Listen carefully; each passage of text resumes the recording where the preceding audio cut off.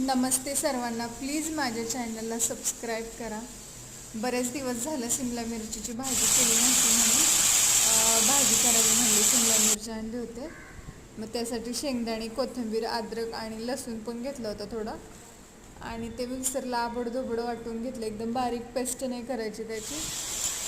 आणि नंतर मग आधी म्हटलं की भरलेली करावी, पण भरलेली म्हटलं नको, अशी कट करूनच करावी म्हणून. पण ती मसाला मी तयार करून घेतला होता. शेंगदाणे मिक्सरला बारीक करून घेतले होते, जास्त नाही. त्यामध्ये मीठ, मसाला, हळद वगैरे टाकून मिक्स करून घेतलं, आणि नंतर मग तसंच तेलामध्ये परतलं. आधी टॅमॅटो, कढीपत्त्याची फोडणी दिली तेलामध्ये, आणि शिमला मिरची परत म्हणजे मसाल्यामध्ये टाकली. आणि शिमला मिरचीला थोडंसं पाण्यात वाफे म्हटलं तरी, आणि शिमला मिरची वाफे म्हटलं तरी शिजते, पण म्हटलं की जाऊ द्या आज म्हणून थोडंसं पाणी होतं आणि छान अशी शिमला मिरची मग परतून वगैरे घेतली.